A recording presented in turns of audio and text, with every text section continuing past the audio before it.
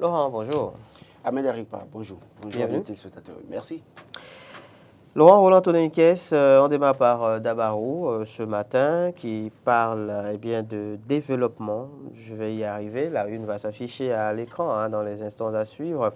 Dabarou, donc le quotidien qui, dans sa parution de ce matin, parle de développement du secteur agroalimentaire au Bénin.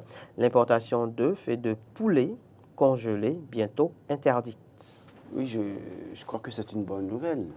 On sait que au plan national, il y a des gens qui font de la production végétale, pas animale, j'allais dire, et notamment sont dans les volailles, seulement que la quantité qui est produite ne satisfait pas la demande qui existe au plan national, au point où on pourrait espérer qu'un jour ces producteurs, ces éleveurs en arrivent à exporter.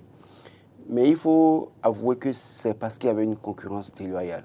La concurrence déloyale, c'est que ces poulets qui viennent dans notre pays, pour la plupart, sont des poulets, d'ailleurs, comme on le dit, only for dog, parce que c'est des poulets qui ont été déjà abondamment été utilisés, qui ont pondu des pondeuses, et qu'on essaie de reconstruire en fait avec une alimentation précise, et on les abat, on les envoie pratiquement dans certains pays, notamment comme les pays d'Afrique, et c'est peut-être c'est moins cher. C'est peut-être que le premier acheteur peut acheter ça à 500 francs, il va revendre ça à quelqu'un à 800 ou à 900. Celui-là vient ici, il vous vend ça à 1500 ou 2000 et vous pensez que c'est de la bonne viande et moins cher. Alors que, oui, d'ailleurs, ces poulets qui sont envoyés, c'est des conservateurs qu'on y met, c'est des méthodes de conservation qui peuvent vous rendre malade. D'ailleurs, n'oubliez pas que ces trucs que nous mangeons aujourd'hui sont pour la plupart à l'origine des maladies cancérologues que nous observons aussi les individus aujourd'hui. Donc, il va falloir travailler à développer une activité locale qui fasse la promotion de l'élevage local.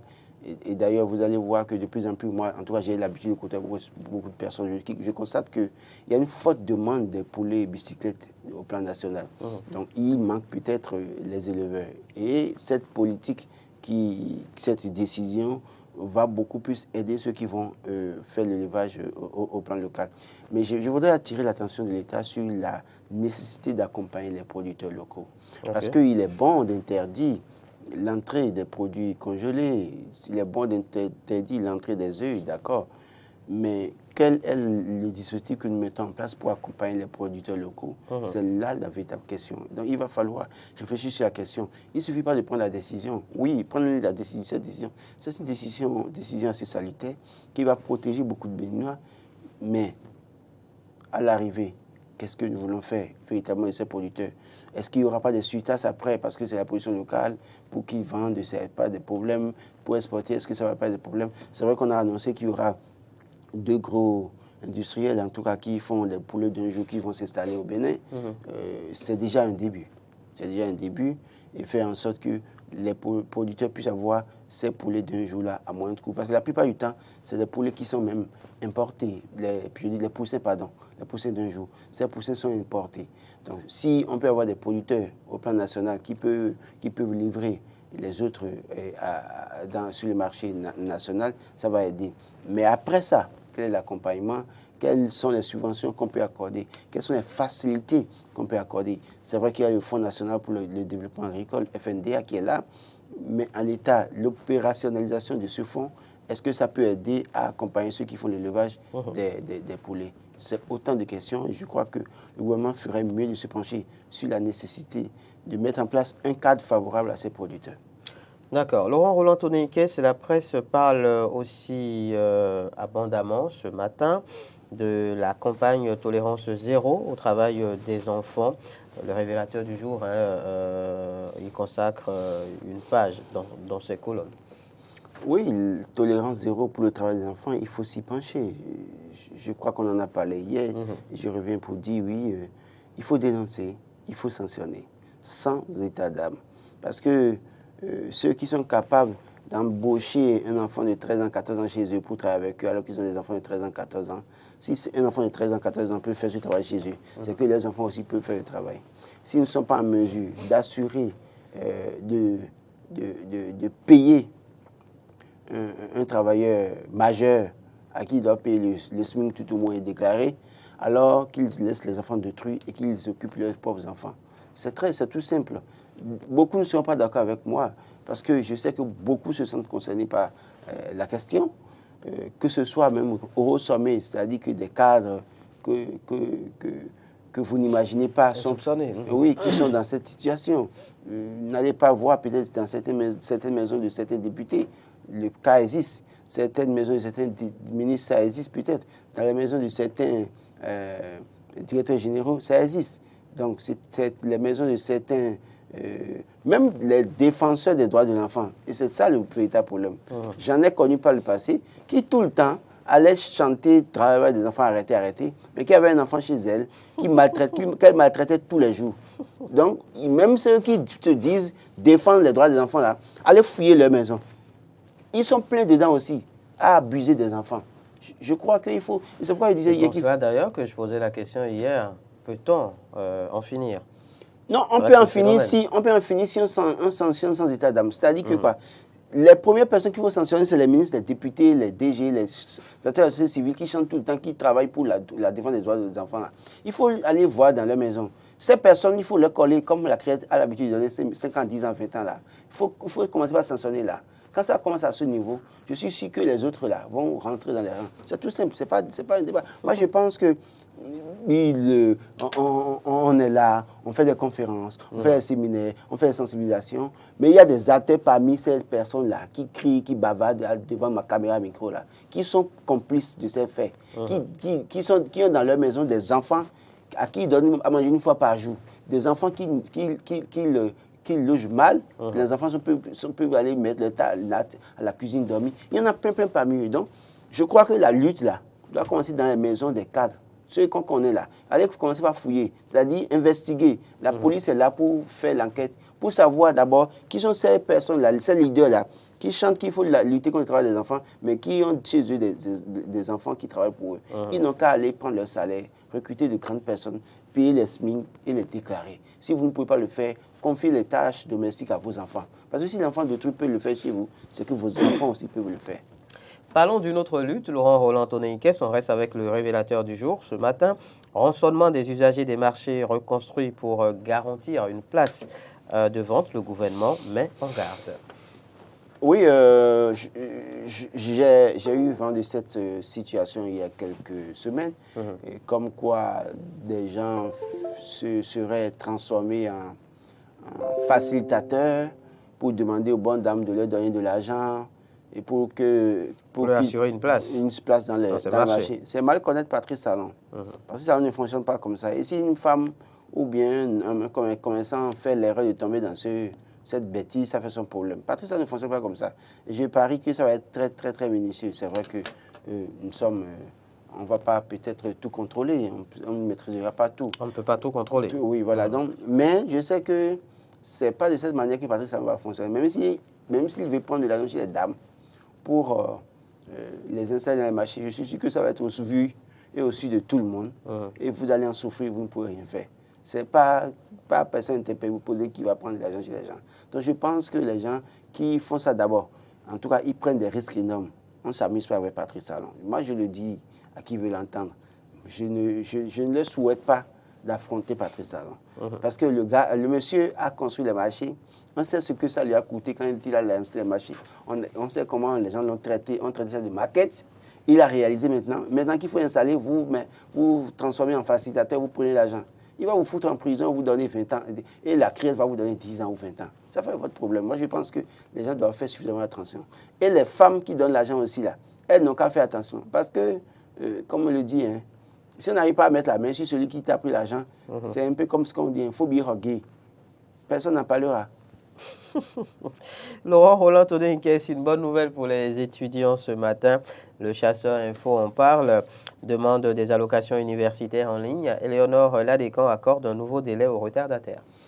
Oui, c'est une bonne chose. D'ailleurs, je crois avoir lu aussi ce matin que c'est le directeur général adjoint du COUS UAC qui est le DG intérimaire actuellement. Suite à une réunion avec la 28e session du conseil d'administration, je ne sais quoi. De toute façon, Parce qu'à ce niveau, il y avait déjà beaucoup de problèmes, notamment les bus, la restauration, les allocations. Et quand la ministre prend une telle décision aujourd'hui, je crois que c'est une bonne chose. Mais je voudrais qu'à l'avenir... Pour nos amis étudiants. Oui, je voudrais qu'à l'avenir qu'on fasse l'effort de régler le tout en un temps record. Parce que le temps, la vie coûte cher aujourd'hui, hein, la cherté de la vie aujourd'hui. Ce n'est pas que les parents et les étudiants qui subissent ça aussi à l'université. Ce n'est pas le pain que nous mangions en 2006-2007, là. Ce n'est pas le même pain, la même quantité, le même poids que les jeunes ont aujourd'hui.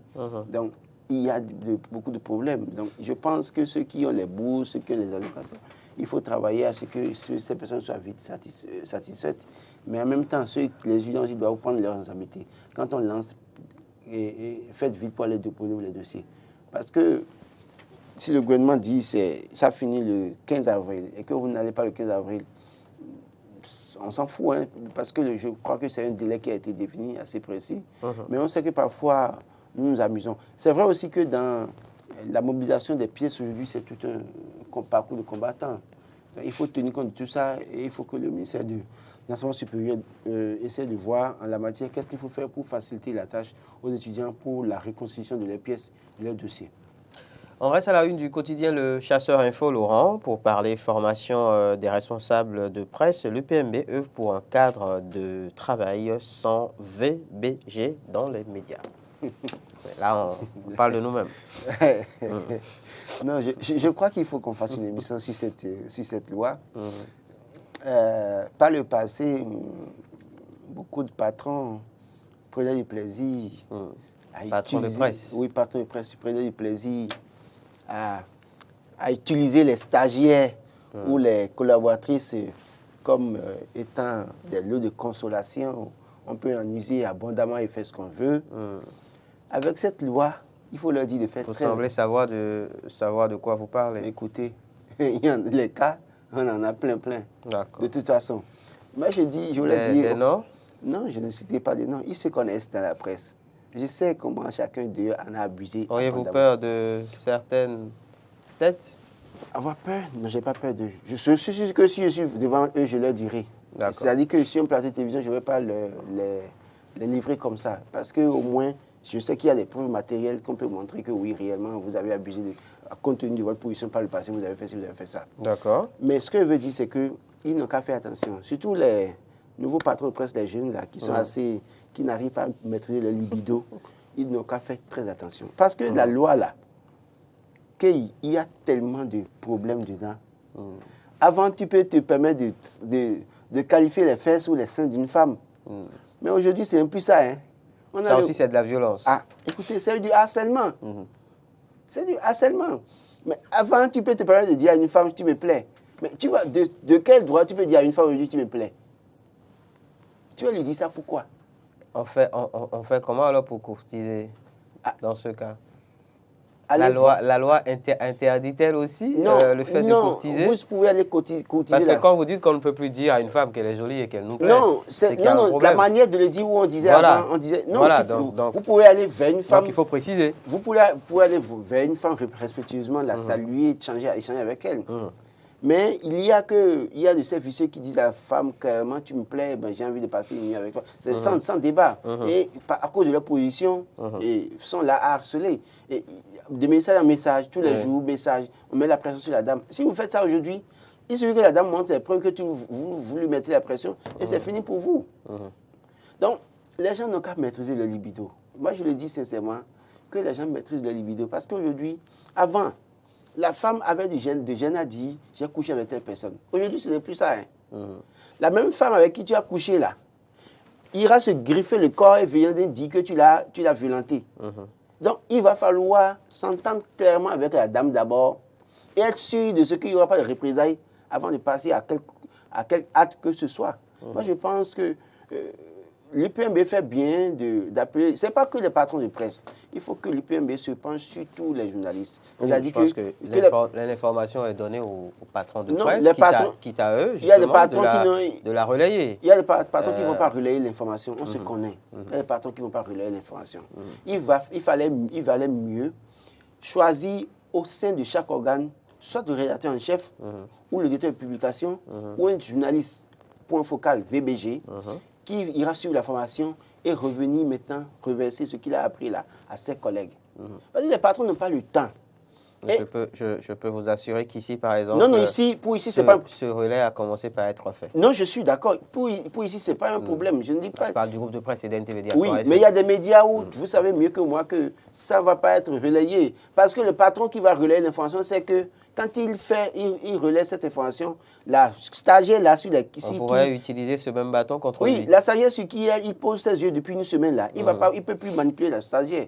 Donc, et qu'il a peut-être déjà commencé par manipuler, par harceler. Voilà, donc il ne va pas pouvoir par harceler, en tout cas selon les termes de la loi. Voilà, donc sur les VBG. C'est pour ça que je dis que certains chefs patrons de presse ne vont pas donner l'information. Ils iront s'asseoir. S'il faut manger, ils vont manger. S'il faut imager, ils vont imager, rentrer chez eux. Après, ils vont dire, mais vous parlez de qui là, finalement? Moi, c'est mon organe, c'est mon média. Et puis après, si elle n'est pas d'accord, elle n'a qu'à partir. Mais je crois qu'il faut sanctionner à ce niveau. Ce n'est pas que la presse, dans tous les secteurs là, tous les patrons qui utilisent leur position pour mettre la pression sur femmes d'autrui, il y en a qui sont même champions dans cela. Ce n'est pas que les jeunes filles. Alors, les jeunes filles, on peut comprendre que vous draguiez une jeune fille, mais à la limite, une femme mariée, mettre pression sur une femme mariée au point de la menacer de radiation, il faut maintenant, tu peux créer ta société privée, on s'en fout. Si tu tombes dedans, il faut te sanctionner. S'il faut fermer la société, il faut fermer pour te donner des leçons, pour donner des leçons aux autres, pour leur faire comprendre que la femme que vous recrutez n'est pas votre objet sexuel. Il y en a qui sont dedans. Allez à Cotonou, ils lancent recrutement à la radio. Pour 3 mois, ils prennent les jeunes filles dedans. Ils font des filles ce qu'ils veulent. 3 mois après, c'est-à-dire que quand les 3 mois approchent... Elles sont renvoyées. Non, ce n'est pas renvoyé. Okay. On confie une tâche difficile à la fille ne peut pas faire. On commence à crier, tu es nul, tu es si. D'ailleurs même, bon, ton stage fini, non, on va voir ça après. Le stage fini, on dit à la fille, ok, va à la maison, je vais te rappeler. Pendant ce temps, il lance encore nos communiqués à la radio pour recruter encore stagiaires. Stagiaire. Une autre proie. Et on dit la stratégie, c'est qu'on lance recrutement de stagiaires et on dit que 3 mois après, là, je vais te payer 50 000, 60 000. C'est bon. OK, si tu finis les 3 mois, on va faire. Et puis, pendant les 3 mois de stage, on essaie de lui glisser quelques billets de 10 000, 20 000. Et la fille qui n'avait pas de boulot, qui était au chômage depuis des mois, espère qu'au bout de 3 mois, elle va être embauchée. Et presque à la fin des 3 mois, on crée une situation pour s'en débarrasser. Il faut guetter toutes ces personnes-là. Ça se passe dans beaucoup de structures privées. Je ne vais pas citer, j'en connais un peu, mais je sais que les autorités peuvent fouiner et voir les sociétés privées qui font ça. Allez voir les ONG qui sont créées, qui font ça. C'est beaucoup plus à ce niveau aussi qu'on a aussi ces problèmes-là. Il faut les dénoncer, il faut les sanctionner. Les filles, nos jeunes sœurs, nos filles, nos épouses ne sont pas des objets sexuels pour des vicieux. Il faut apprendre à les respecter. Autant de comportements donc à décourager, autant de personnes, j'ai envie de dire, eh bien, à sanctionner. On va parler de quelqu'un qui n'a pas été sanctionné, mais qui pourrait perdre donc son siège selon Émergence Info. Et l'information est relative à ce fait d'actualité abondamment abordé dans la presse ce matin. D'ailleurs, on revient évidemment sur le sujet dans l'actu décalé. Émergence Info titre ce matin « Limogeage de Hervé Romain. Son suppléant au Parlement, Yarouedéou, pourrait perdre son siège. » Oui, selon les dispositions de la loi, quand aujourd'hui vous prenez la place de votre titulaire et que le titulaire était en mission pour le parti ou pour le gouvernement et qu'il finit sa mission qui revient, le parti peut décider de renvoyer ce titulaire à son poste et donc de décharger le suppléant. Le suppléant. Parce que c'est le titulaire qui a été élu, ce n'est pas le suppléant. C'est le titulaire qui a été élu, ce n'est pas le suppléant. Et donc, le suppléant a eu une faveur. C'est vrai que dans le cas d'espèce, oui, les suppléants aussi font un travail. Mais pour autant, celui qu'on a vu, celui pour qui les gens ont voté dans une certaine mesure, c'est le titulaire. Et donc, le parti Bloc républicain peut saisir l'Assemblée nationale à tout moment pour demander que Janvier Yarouedéou cède son fauteuil à Hervé Romain.